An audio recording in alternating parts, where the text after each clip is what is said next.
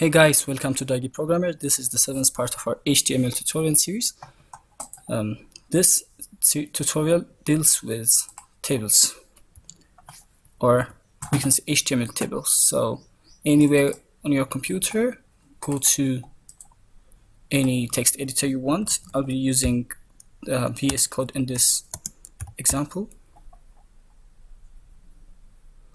Okay, so let's create a file called table.html.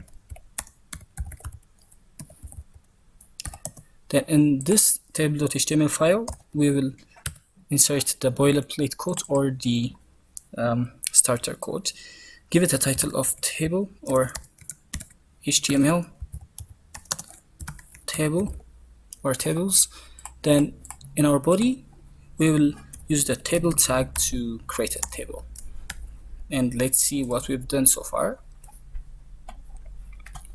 So this Go Live works if you install an extension called Live Server on your extensions tab over here, if you're using VS Code. If you're not using, never mind.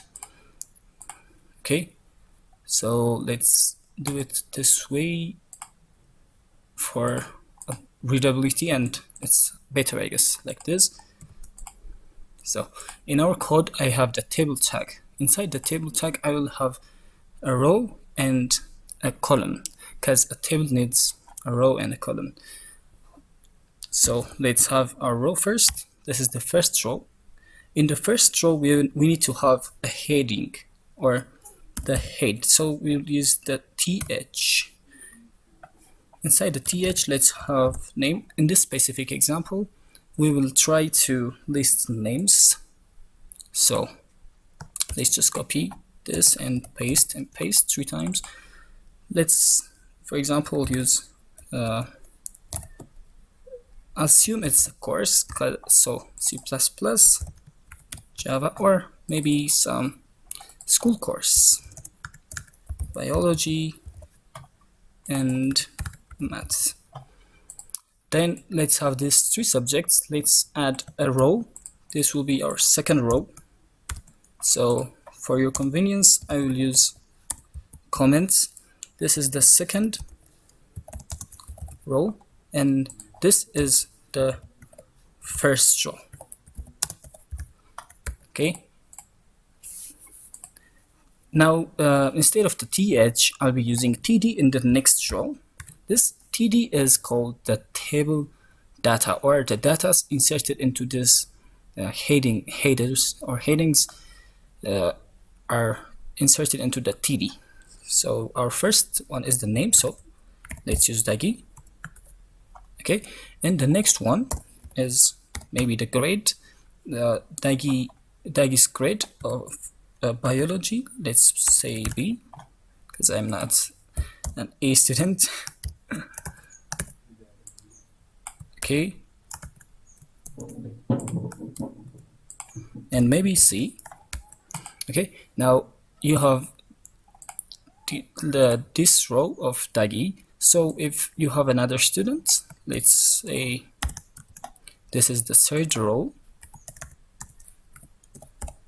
and in this third row, let's say Mike, and Mike is an A student maybe, so maybe an A plus, and maybe you want to use some type of superscripts. We've seen formatting HTML elements like superscript, subscript, bold, and underline in another chapter in another part of my HTML series, I guess in the second or third. Okay, go check it out. Anyways, it works this way. And in our table, this is our table, but let's just give it a style. So in our head, we'll go and give it a style, the style element. Then in this style element, we'll select our table and our table data. Now we'll give both of them a border of 1 pixel, solid, maybe some type of black. Okay, this is the hex code of black. Now this is our table, but we can also select the th. Now you can see it's a more beautiful table. Maybe give it a width for our table. Give it a width of 100% of the window, so it's responsive. As you can see, as it gets smaller, it's responsive.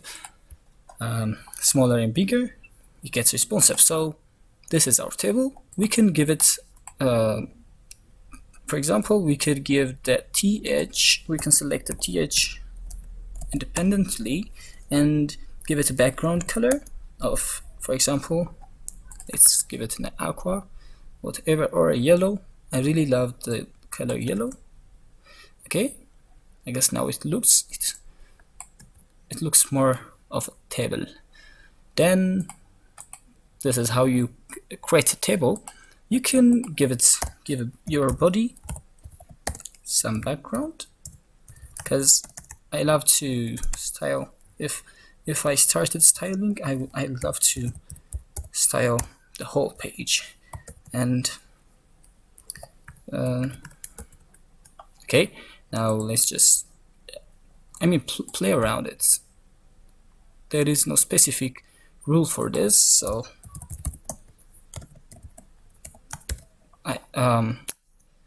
okay, let's just do it like this, or I don't know. Okay, now it's readable. Anyways, my point is, play around. Don't limit yourself when you style. Of course, I haven't shown you CSS, but in the next series I have started a playlist for CSS, so you can go check it out.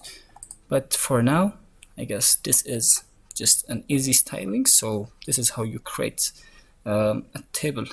Thank you for listening. See you next time.